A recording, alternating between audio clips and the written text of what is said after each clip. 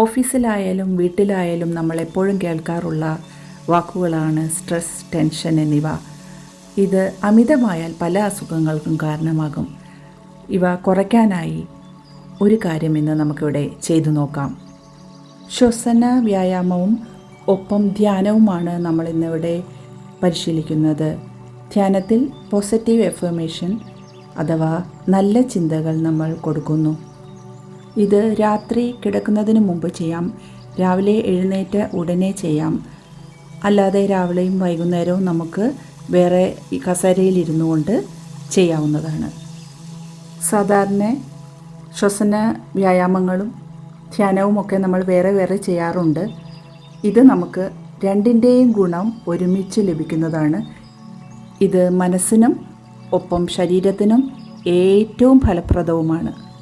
കണ്ണുകൾ അടച്ചു വെച്ച് ഇരിക്കാം, കൈകൾ മടിയിൽ വയ്ക്കാം. രണ്ടു മുക്കിലൂടെയും ശ്വാസം എടുക്കുക. ശ്വാസം എടുക്കുമ്പോൾ ഇൻഹേൽ,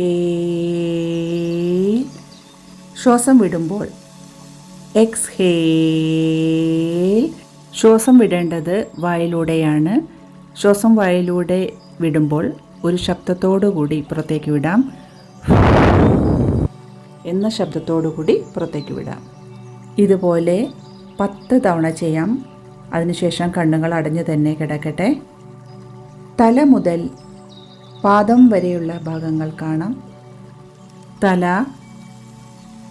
മുഖം, കഴുത്ത്, തോളുകൾ, ഇരു കൈകളും, നെഞ്ചു മുഴുവനായും, ശരീരത്തിൻ്റെ ഉൾവശം മുഴുവനായും, മുതുകു മുഴുവനായും, ഇരു കാലുകൾ മുഴുവനായും, പാദം, വിരലുകൾ വരെയുള്ള ഭാഗം, തല മുതൽ വിരലുകൾ വരെയുള്ള ഭാഗം കാണാം. ശ്വാസഗതിയെയും ഹൃദയതാളത്തെയും ഒന്ന് ശ്രദ്ധിക്കാം. ശ്വാസഗതിയെയും ഹൃദയതാളത്തെയും ശ്രദ്ധിക്കുമ്പോൾ മനസ്സും ഒപ്പം ശരീരവും അപാരമായ ശാന്തതയിലേക്ക് പോയിക്കൊണ്ടിരിക്കുന്നതായി കാണാം. ഈ അപാരമായ ശാന്തതയിൽ നിങ്ങൾക്ക് എന്താണോ വേണ്ടത്, എന്ത് മാറ്റമാണ് നിങ്ങൾക്ക് വേണ്ടത് എന്ന് മനസ്സിൽ പറയുക, നിങ്ങളുടെ ഉള്ളിൽ പറയുക. മനസ്സ് ശാന്തമായ അവസ്ഥയിൽ നിങ്ങൾ ഇത്തരം നല്ല ചിന്തകൾ പറയുമ്പോൾ മനസ്സ് അതിനെ സ്വീകരിച്ച് നിങ്ങൾക്ക് ആവശ്യമായ വിധത്തിൽ അതിനെ പ്രയോജനപ്പെടുത്തി തരുന്നു. ഉദാഹരണമായി, ഞാൻ ആരോഗ്യവാനാണ്, ആരോഗ്യവതിയാണ് എന്നും, എന്നെക്കൊണ്ട് എല്ലാം ചെയ്യാൻ പറ്റുമെന്നും, ഞാൻ ശക്തനാണ്, ശക്തയാണ് എന്നും, ഞാൻ ഇതിലൂടെ ക്ഷമശീലിക്കുകയാണ് എന്നും,